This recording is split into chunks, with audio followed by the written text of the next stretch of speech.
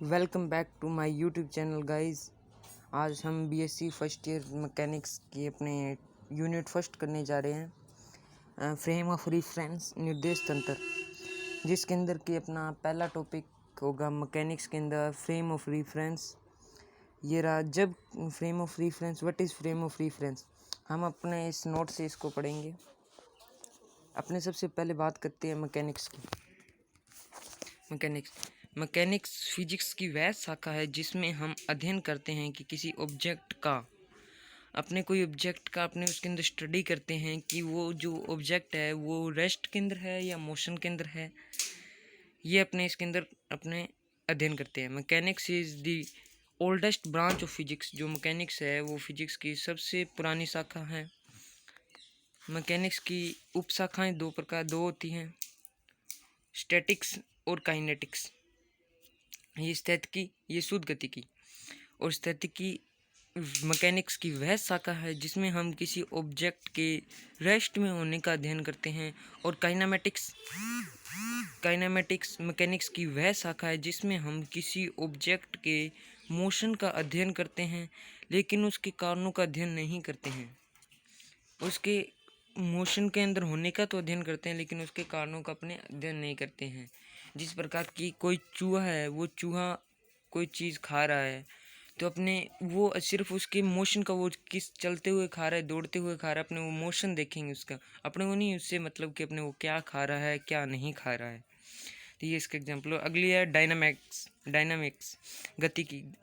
Physics की वह शाखा है जिसमें हम किसी ऑब्जेक्ट के मोशन का अध्ययन करने के साथ साथ उसके कारणों का भी अध्ययन करें। जैसे मैंने आपको पीछे एग्जांपल दिया कि कोई चूहा कुछ खा रहा है चलते चलते, अब अपने उसको क्या खा रहा है और किस चलते चलते खा रहा है या रुक के खा रहा है, अपने दोनों चीज़ों का जब स्टडी करेंगे तो डायनामिक्स होती है गति की। अब अपने बात करते हैं व्हाट इज़ रेस्ट। रेस्ट है विरामावस्था। विरामावस्था को रेस्ट कहते हैं। The position with respect to surrounding object does not change the position with respect to surrounding object।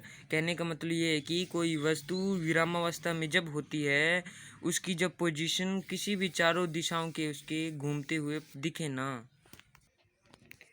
Rest does not change the position with respect to surrounding object. कहने का मतलब ये है कि ऑब्जेक्ट के चारों तरफ उसकी पोजीशन चेंज ना हो तो वो रेस्ट कहलाती है। उसकी कहने का मतलब जो उसकी स्थिति है, अगर वो ऑब्जेक्ट यहाँ पे खड़ा है ना, अगर ऑब्जेक्ट यहाँ पे खड़ा है तो वो यहाँ पर ही खड़ा रहेगा, यहाँ से हिलेगा नहीं, तो वो उसकी पोजीशन रेस्ट होती है। अब अपने बात करते हैं मोशन की। What is motion. मोशन को हिंदी के अंदर गति कहते हैं। Change its position with respect to surrounding. किसी ऑब्जेक्ट के चारों ओर जब उसकी पोजीशन चेंज होती हो या वो मोशन के अंदर हो तो वो पोजीशन मोशन कहलाती है, वो गति कर रही हो वो वस्तु की। ये जैसे पेन है, अब पेन इधर से इधर जा रहा है, इधर से इधर जा रहा है, वो अपनी पोजीशन है जो बार बार चेंज कर रहा है। तो ये जो पेन है ये मोशन के अंदर है, ना कि रेस्ट के अंदर है। तो अपने इसको पेन को अपने कह सकते हैं कि ये मोशन के अंदर है। और अपने इसके बाद में एक नोट का टॉपिक पढ़ते हैं। अतः हम कह सकते हैं कि कोई वस्तु किसी एक वस्तु के सापेक्ष विराम में तथा उसी समय किसी दूसरी वस्तु के सापेक्ष गति में हो सकती है। अतः विराम और गति एक दूसरे के पूरक होते हैं।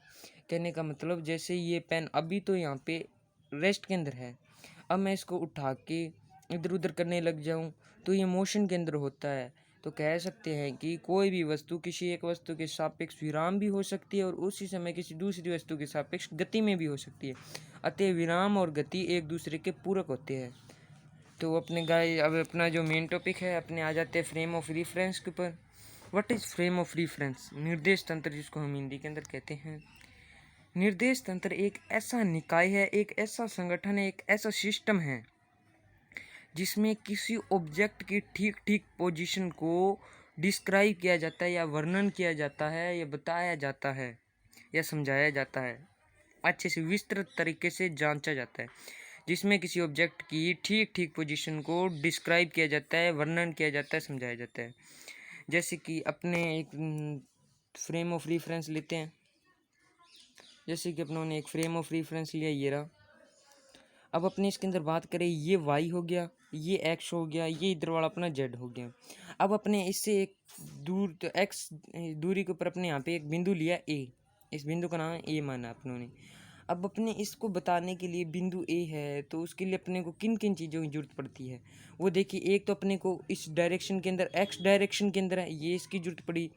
अब कितने डिस्टेंस के ऊपर है, 15 मीटर की दूरी के ऊपर, 15 मीटर की दूरी के ऊपर अपने को इसकी एक ये जरूरत पड़ी। अब इसके अंदर एक टाइम की जरूरत पड़ेगी, एक्स दिशा के अंदर 15 मीटर जाने पर उसको कितना समय लगा, 5 मिनट, 10 मिनट, 2 मिनट, 3 मिनट, कितना भी टाइम लग सकता है। तो इसलिए इसके निर्देश तंत्र के अंदर 4 चीज़ें आवश्यक होती है। पहला तो X, Y, Z, O T. आप समझ चुके हो, एक्स तो उसका इसका अक्ष है, वाई भी अक्ष है, जेड भी अक्ष है, ओ टी इसका टाइम हो गया। दैट्स ऑल दोस्तों। इसी के साथ में मैं आपके साथ में विदा लेना चाहता हूँ और आप चैनल को लाइक करिए, शेयर करिए, सब्सक्राइब करिए और जल्दी से जल्दी चैनल को ग्रो अप कराइए।